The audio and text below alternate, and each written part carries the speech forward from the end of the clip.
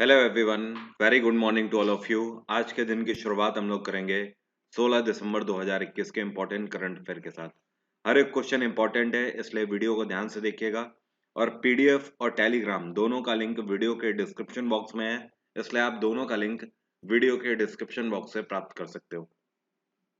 तो चलिए स्टार्ट करते हैं आज का वीडियो। और पहला क्वेश्चन है आज का, which organisation has launched passport to earning platform for young people. इनमें से ये कौन सी संस्था है जिसने अभी हाल ही में एक नया पासपोर्ट लॉन्च किया है और इस पासपोर्ट की मदद से जो यंग पीपल होंगे, मतलब जो इस टाइम पे यंगस्टर हैं या यूथ है, उनके लिए एक अर्निंग प्लेटफॉर्म लॉन्च किया गया है। मतलब जो युवा लोग हैं, जो आपके जैसे यंगस्टर हैं, वो सब इस प्लेटफॉर्म की मदद से कमा सकेंगे। तो ये है यूनिसेफ। यूनिसेफ के द्वारा अभी हाल ही में एक नया पासपोर्ट प्लेटफॉर्म लॉन्च किया गया है।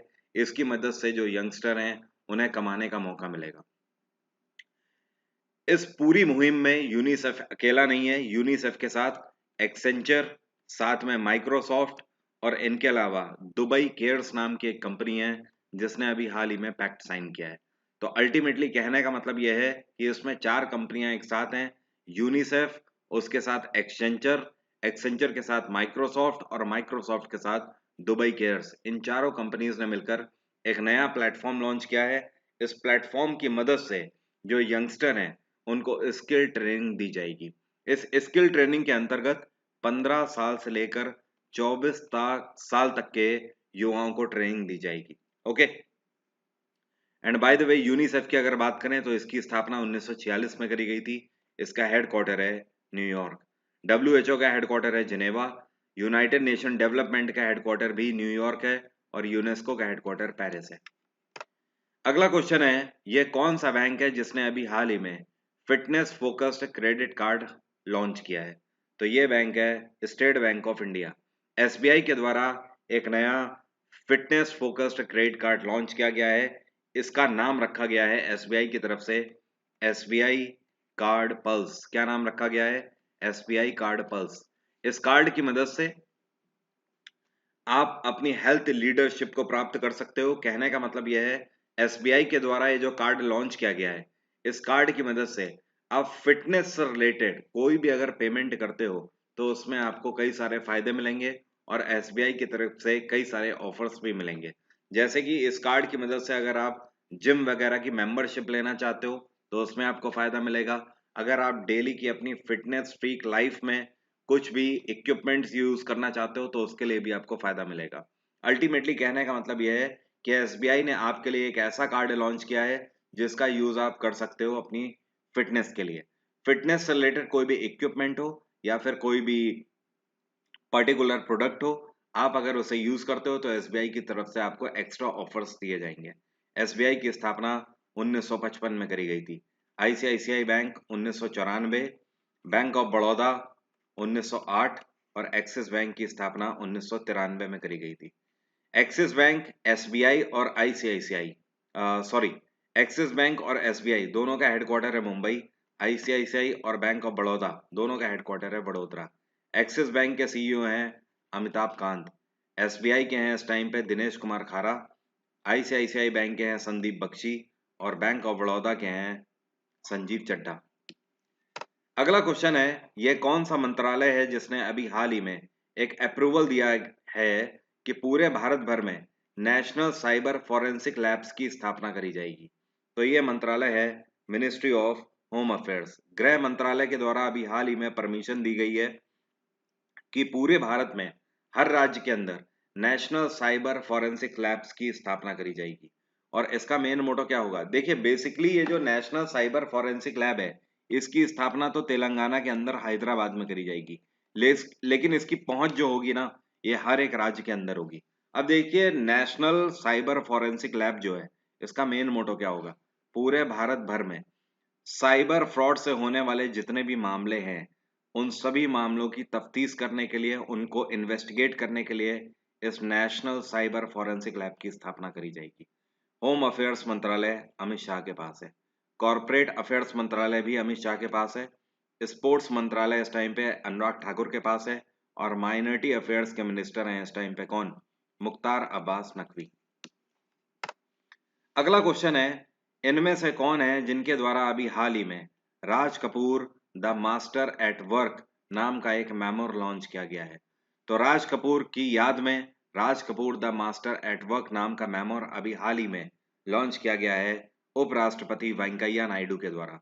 अब इसका मेन मोटो क्या है, देखिए आपको बता दूं, इसको लॉन्च करने वाले तो वेंकैया नायडू हैं, लेकिन ये जो मेमोर है ये बनाया गया है राहुल रवेल के द्वारा। इनका नाम क्या है?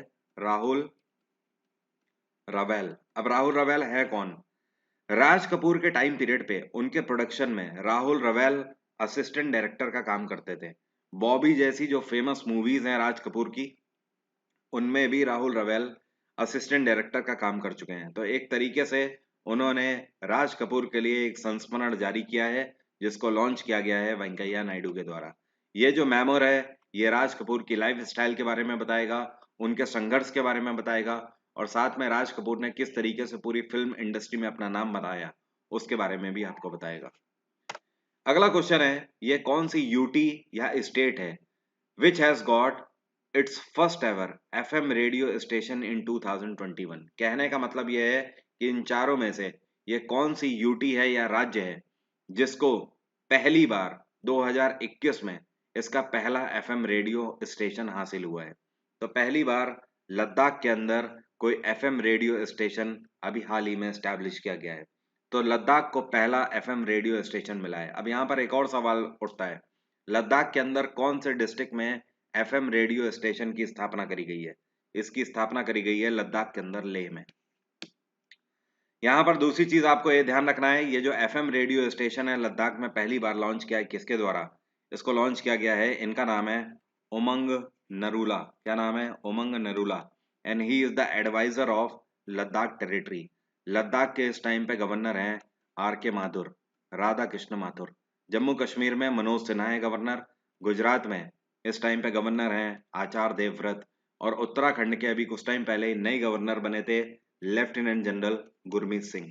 तो फिलहाल आपको ध्यान रखना है, लद्दाख में पहली बार एफएम रेडियो स्टेशन की अभी हाल ही में स्थापना करी गई है। आप सभी लोग ध्यान रखिए, अनअकैडमी प्लस में इकोनॉमिक्स कोर्स मेरा स्टार्ट हो चुका है कल के दिन से, मतलब 15 दिसंबर से। साथ में कंप्लीट करंट अफेयर 2021 का बैच भी आज से स्टार्ट होने जा रहा है। इसको कल से स्टार्ट होना था, लेकिन आज ये 16 दिसंबर से स्टार्ट होने जा रहा है।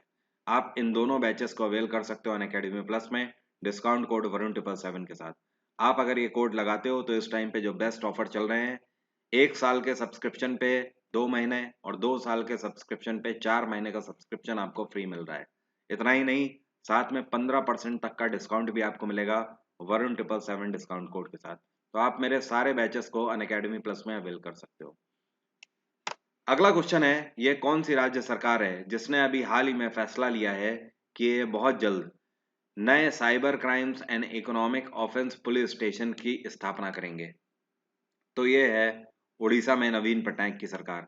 नवीन पटनायक के द्वारा अभी हाल ही में अनाउंस किया गया है कि उड़ीसा के अंदर नए साइबर क्राइम्स और इकोनॉमिक ऑफेंस पब्लिक स्टेशंस की स्थापना करी जाएगी। अब ये जो पुलिस स्टेशन होंगे, इनका मेन मोटो ये होगा कि पैसे से जुड़े हुए कोई भी स्कैम हुए हों या फिर साइबर क्राइम्स हों, मतलब कहने का कि डिजिटली, जैसे कि आप फेसबुक, ट्विटर या फिर इंस्टाग्राम यूज करते हो, अगर वहां पर आपके साथ कोई भी फ्रॉड हुआ है तो उन सभी की तफ्तीश या इन्वेस्टिगेशन सिर्फ ये पुलिस स्टेशन करेंगे। मतलब स्पेशली ऐसे पुलिस स्टेशन की स्थापना करी जा रही है उड़ीसा के अंदर जो कि सिर्फ और सिर्फ साइबर फ्रॉड के केसेस देखेंगे या फिर इकोनॉमिक ऑफेंस के केसेस देखेंगे।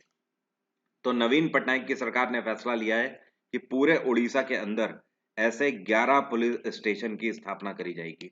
और इतना ही नहीं, 90 अलग से एक्सपर्ट्स कमेटीज की पोस्ट बनाई जाएंगी। मतलब 90 ऐसी पोस्ट अलग से ये सरकार निकाल रही है जिसमें साइबर क्राइम्स के एक्सपर्ट्स बैठाए जाएंगे जो कि इस तरीके की इन्वेस्टिगेशंस की जांच कर सके। ओके। मध्य प्रदेश में शिवराज सिंह चौहान की सरकार है। उत्तर प्रदेश में योगी आदित्यनाथ की सरकार है। महाराष्ट्र में उद्धव ठाकरे की सरकार है। अगला क्वेश्चन है, यूनेस्को के द्वारा अभी हाल ही में इनमें से ये कौन सा रीजन है जिसका एक म्यूजिक है जिसका नाम है कोंगलीज रुम्बा? ये जो रुम्बा नाम का म्यूजिक है ये एक तरीके से कल्चरल इवेंट में यूज किया जाता है। तो ये कौन से रीजन का म्यूजिक है जिसको अभी हाल ही में यूनेस्को की तरफ से सम्मानित किया गया है। तो रुम्बा जो है ये बेसिकली अफ्रीकन रीजन में यूज किया जाता है। तो सेंट्रल अफ्रीका के रुम्बा म्यूजिक को यूनेस्को की तरफ से सम्मानित किया गया है। आपको बता दूं, पूरे अफ्रीकन रीजन में जो रुम्बा म्यूजिक है, इसको वहां के सेंट्रल, पब्लिक, प्राइवेट, फेस्टिवल और मॉर्निंग इवेंट्स में हर तरीके से यूज किया जाता है। तो रुम्बा बेसिकली आप एक तरीके से बोल सकते हो एक ऐसा म्यूजिक है जो कि अफ्रीका की लाइफ लाइन है। अफ्रीका में हर तरीके के इवेंट्स में रुम्बा म्यूजिक का यूज किया जाता है और इसको एक अपनी पहचान मिली है। तो यूनेस्को की तरफ से इसको सम्मानित किया गया है। ओके। और यूनेस्को की बात करें तो 1945 में इसकी स्थापना करी गई थी। इसका हेडक्वार्टर है पेरिस। और यूनेस्को में इस टाइम पे एडमिनिस्ट्रेटिव अथॉरिटी कौन है? इसके हेड हैं एंड्रू अजूले। कौन है? एंड्रू अजूले। एंड्रू अजूले को 2017 में यूनेस्को के हेड के रूप में अपॉइंट किया गया था। अगला क्वेश्चन है, who has been appointed as the new global CEO of French luxury brand Chanel? अभी हाल ही में फ्रेंच लग्जरी ब्रांड चैनल के नए ग्लोबल सीईओ के रूप में किसको अपॉइंट किया गया है? तो इसके नए सीईओ भारतीय मूल की हैं। इनका नाम है लीना नायर। कौन है? लीना नायर। इनको अपॉइंट किया गया है नए सीईओ के रूप में फ्रेंच लग्जरी ब्रांड चैनल में। लीना नायर बेसिकली एक भारतीय हैं और इससे पहले ये चीफ ह्यूमन रिसोर्स ऑफिसर के रूप में यूनिलीवर में कार्यरत थी। अगला क्वेश्चन है, which country has legalised cannabis at home and for personal use? ये कौन सा देश है जिसने अभी हाल ही में कैनबिस को हर एक घर के अंदर पर्सनल यूज के लिए एप्लीकेबल कर दिया है या लीगलाइज कर दिया है? देखिए यहाँ पर कैनबिस का मतलब क्या है, इसी को मरीजुआना के नाम से जानते हैं। हिंदी में गांजा के नाम से इसको जाना जाता है। तो ये जो गांजा या वीड आप बोल सकते हो या मरीजुआना बोल सकते हो या कैनबिस बोल सकते हो, जो कि भारत जैसे देशों में लीगलाइज नहीं है। भारत जैसे जैसे देशों में ये पूरे तरीके से अवैध है। तो ये कौन सा देश है जिसने अभी इसको लीगलाइज कर दिया है? मतलब इस देश के अंदर गांजा या मरीजुआना का यूज किया जा सकता है घरों के अंदर। तो ये देश है माल्टा। माल्टा ने अभी हाल ही में परमिशन दी है इसकी। और माल्टा की कैपिटल क्या है? इसको बोलते हैं वेलेटा। क्या बोलते हैं? वेलेटा। माल्टा की करेंसी जो है ये है यूरो। फ्रांस की कैपिटल है पेरिस। हैती की कैपिटल है पोर्ट आउ प्रिंस। क्या बोलते हैं इसको? पोर्ट आउ प्रिंस। एंड स्पेन की कैपिटल है मैड्रिड। अगला क्वेश्चन है, ये कौन सी राज्य सरकार है जिसने अभी हाल ही में यूनिसेफ क्लाइमेट चेंज करिकुलम को स्कूल्स में लॉन्च किया है?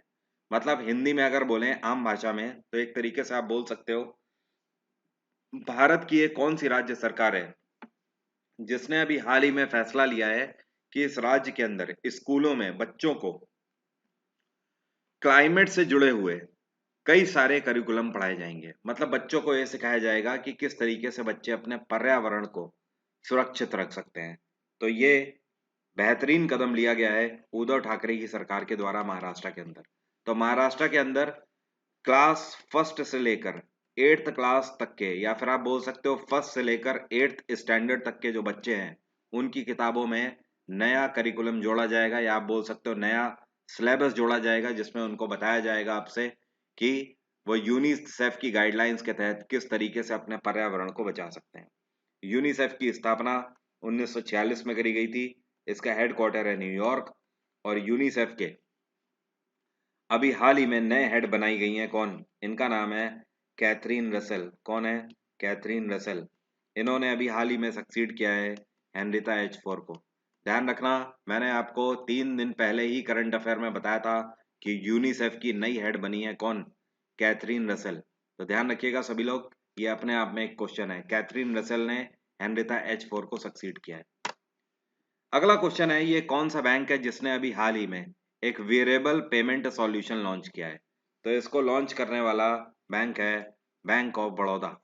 बीओबी ने अभी हाल ही में एक नया डिवाइस लॉन्च किया है जिसको आप अपने हाथ में पहन के भी पेमेंट कर सकते हो। जैसे कि आप नॉर्मली आज पेमेंट करते हो किसी भी पॉस टर्मिनल में, अपना कार्ड स्वाइप करके आप पेमेंट करते हो ना, वैसे ही अगर आपने बैंक ऑफ बड़ौदा की ये वॉच पहन रखी है तो इस वॉच को पहनने के बाद सीधे सीधे इस वॉच से भी आप पेमेंट कर सकते हो।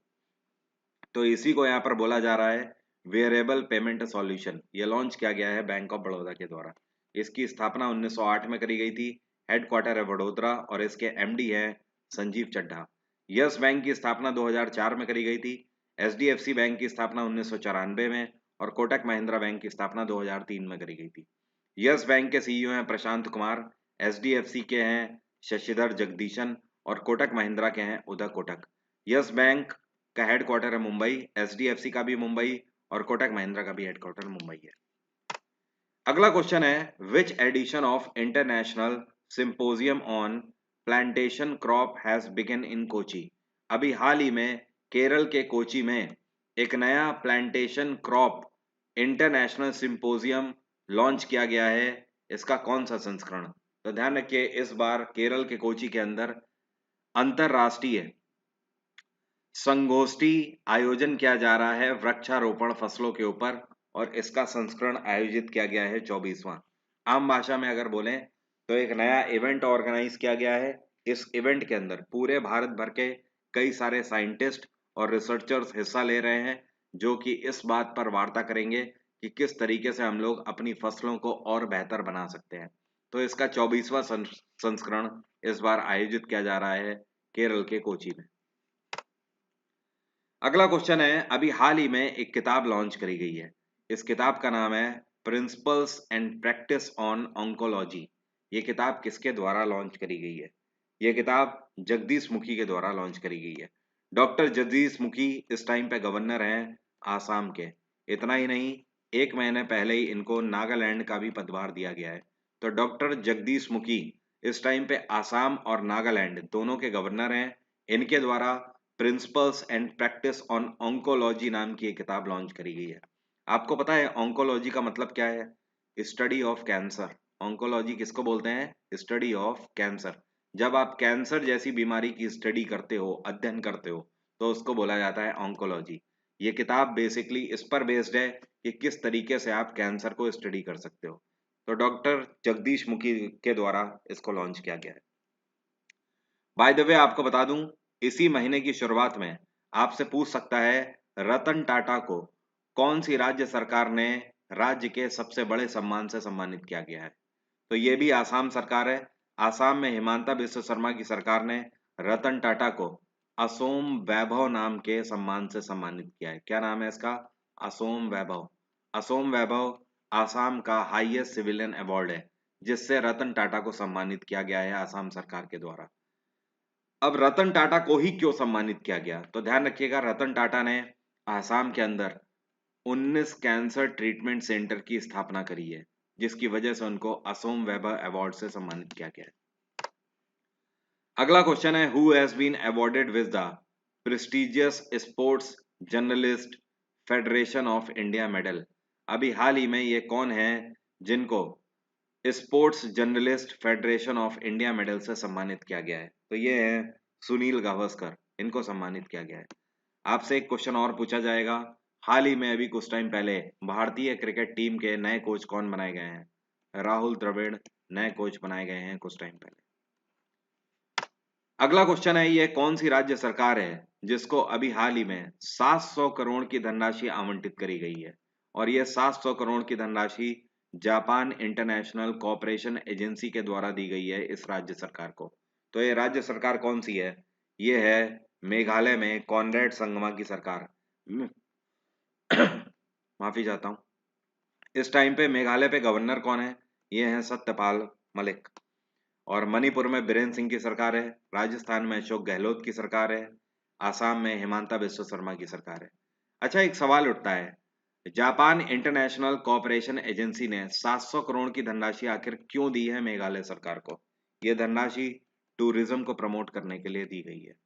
तो मेघालय में बेसिकली पर्यटक को बढ़ावा देने के लिए ये 700 करोड़ की धनराशि आवंटित करी गई है मेघालय सरकार को। उम्मीद करता हूँ सभी क्वेश्चन आपको क्लियर हो गए होंगे। फर्दर कोई भी डाउट है तो आप मुझसे कमेंट बॉक्स में पूछ सकते हो। आज की बात यहीं तक रहेगी। अनअकैडमी प्लस में मेरे कोर्सेज को परचेज करने के लिए वरुण 777 डिस्काउंट कोड का आप यूज कर सकते हैं बेस्ट ऑफर्स के साथ। इतना ही नहीं, इस कोड का आप यूज कर सकते हैं UPSC, state PCS, railway, bank, RRB, आप किसी भी सब्सक्रिप्शन को लेने के लिए इस कोड का यूज कर सकते हैं। तो आज की बात यहीं तक रहेगी, कल सुबह 4 बजे फिर मुलाकात होगी। Thank you so much, have a nice day, take care, bye bye, आपका दिन मंगलमय।